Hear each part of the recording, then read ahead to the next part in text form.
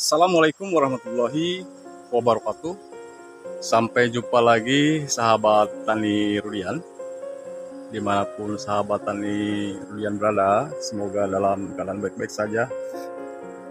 Di sini saya lagi di kebun durian ya sahabat. Baru selesai ini pembentukan dahan pada tanaman durian yang usia 1 tahun 2 bulan sahabat. Nah, sebelumnya kemarin sudah sebetulnya bulan-bulan yang lalu dibentuk dahan, tapi sebagian udah putus ya, rapuh tali rafianya dikarenakan karena cuaca mungkin ya, hujan panas gitu kan. Nah di sini saya bentuk lagi, ada sebagian pakai tambang, cuman cara membentukannya harus seperti ini sahabat ya, jangan diikat kuat biar tidak melukai ya, biar tidak melukai batang duriannya gitu maksudnya. Kalau begini kan itu kan lebih mudah nanti ya dibukanya dan dia tidak terluka gitu kan. Nah, ini bentuk dan maksud tujuan pembentukan dahan di sini agar batang utama di sininya itu tegak lurus ya. Jadi kalau dahan duriannya di sini tidak dibentuk dari semenjak awal, otomatis dia akan sama posisinya ya, vertikal. Jadi mana dahan utama, mana batang utama, mana dahan gitu kan. Kalau tidak dibentuk dari awal ini, yang ini tuh sebenarnya sudah terlambat sahabat. Sudah terlambat sampai dibentuk ya, baru kali ini aja saya bentuk dan ini kalau terlambat kan mulai mengeras tuh. Tapi jauh lebih baik terlambat daripada tidak sama sekali ya. Kan seperti itu.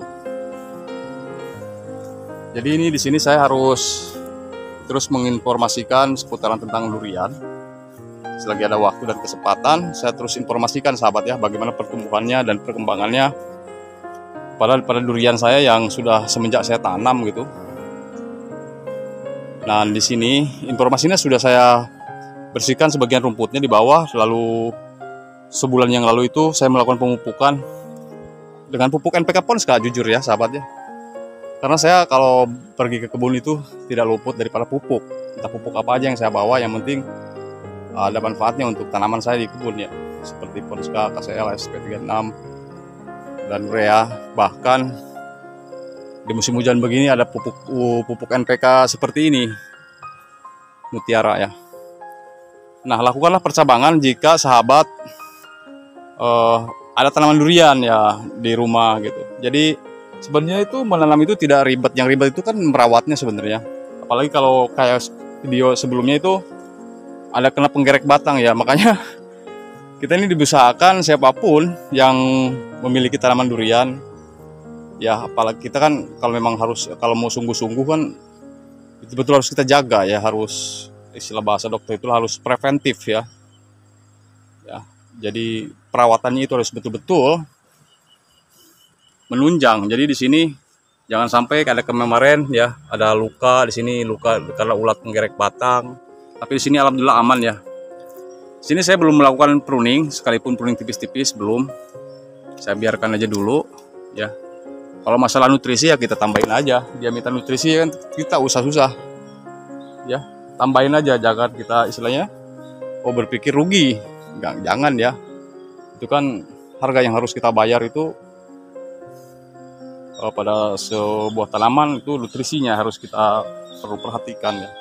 Sekalipun kita buang nutrisi dahan-dahan pruning, tapi kalau nutrisinya tidak ada kan sama aja ya.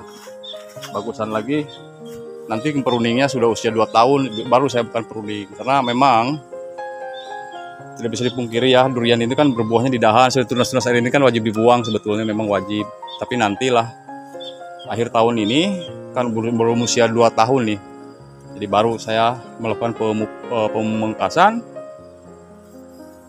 ketika mau menghadapi musim hujan. Karena musim hujan itu kan jangan terlalu rimbun juga, jangan terlalu lembab juga, harus ada penetrasi sinar matahari, bukan cuma ke batang, ke dahan utama, melainkan ke permukaan ya, sekitar akaran tanaman durian juga di sini ya. Itu harus, karena proses fotosintesisnya itu kan sangat diperlukan di pagi hari, terutama pada tanaman durian. Jadi saya ini tidak melakukan pemangkasan atas dulu, enggak ya. Saya biarkan dulu ke pertumbuhan dulu. Yang penting dahan-dahan di sekitarannya itu kan harus kita bentuk ya. Dibentuk semaksimal mungkin. Jika ada yang sejajar dahannya seperti batang utama ya, bentuk vertikal begini kita lakukan lagi. Karena saya ini kekurangan tali, tidak bawa tali ya. Ya jadi ini kan batang utamanya, jadi jangan sampai seperti batang utama.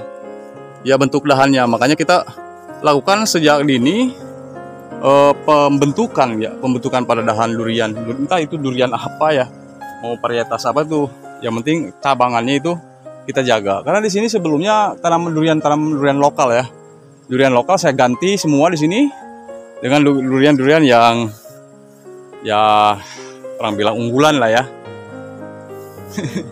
Yang hasil dari okulasi. Kalau lokal kan itu dari biji ya.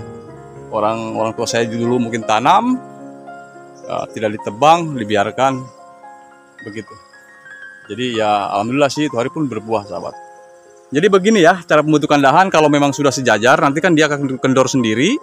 Berarti kita buka aja. Kalau sudah sejajar begini dahan-dahannya ya, dahan utama di sini, barulah kita buka tali-talinya ya kalau sudah membentuk. Ini kan sudah membentuk nih. Di sini kan tunas-tunas air yang wajib kita pruning nanti. Ini batang ini juga nanti saya buang jika ini mengganggu. Ya ini saya buang juga, ini tunas-tunas ini dibuang kalau nanti dia mau mendekati usia generatif ya, mendekati kepembuahan. Sekarang kan masih muda nih, masih butuh kelembapan di musim kemarau, apalagi yang tidak ada pipa pirasinya di kebun. Itu wajib dipelihara cabangannya ya sahabat. Hanya itu saja. Kecuali ada pipa pirasinya tidak apa-apa. Ya jangan berpikir kita bahwa tidak dipangkas itu akan memboroskan nutrisi ya, tidak ya. Yang penting terus kita tiap 3 bulan 1 kali aja kasih dengan sesuai dosis yang dianjurkan. Terus kalau mau 1 bulan sekali juga kasih dengan dosis yang sedikit kan gitu. Kalau kita ya memikir hitung-hitungan sama nutrisinya ya, ini pertumbuhannya juga akan terlambat. Tapi di sini kan kita punya tema untuk membentuk dahan durian ya. Seperti yang di bawah pun belum saya bentuk ya, karena ya pertumbuhannya masih seperti itu. Tapi lambat laun akan saya bentuk juga, sama dengan durian saya di sini yang usia 1 tahun. Ya ini untuk berbeda blok ya. Itulah ribetnya kalau punya tanaman yang berbeda blok. Ya, karena salah satunya ada yang terkena musibah seperti penggerek batang, itu tuh yang celaka ya, kita nggak sempat ke kontrol. Masih mending kutu kebul, kita disemprot dengan insektisida tanpa harus dirawat, begini-begitu tidak akan membahayakan, sekaligus itu mengganggu. Beda dengan penggerek batang. Penggerek batang dibiarkan gejala udah berlendir 1 minggu, dibiarkan udah kering dia, karena getah kambiumnya dihisap langsung oleh ulat-ulat penggerek batang. Entah kenapa paling rentan itu adalah musangking yang saya perhatikan ya. Musangking itu sangat rawan sekali terkena oleh penggerek batang. Jadi seputaran tentang durian di sini untuk pembentukan dahan, mudah-mudahan bermanfaat. Seperti ini aja ya, supaya nanti berbuahnya juga lebat, tidak menyerupai dengan batang utamanya ya. Seperti ini, harus ke pinggir, harus seperti bersayap seperti ini ya sahabat ya. Boleh dilihat kan biar nampak cantik. Oke, terima kasih, mudah-mudahan bermanfaat dan sampai jumpa lagi di video saya berikutnya. Untuk para sahabat tani Rudian, terima kasih yang sudah like, comment, share, dan subscribe-nya. Dan bagi yang belum like, comment, share, subscribe, silahkan bergabung dan like, dan subscribe-nya ya sahabat ya. Oke, mudah-mudahan bermanfaat dan kurang lebihnya mohon dimaafkan sahabat. Ini hanya sekedar sharing, sekaligus menginformasikan tentang pembentukan dahan durian yang usia 1 tahun 2 bulan di sini. Terima kasih dan akhir kata assalamualaikum warahmatullahi wabarakatuh.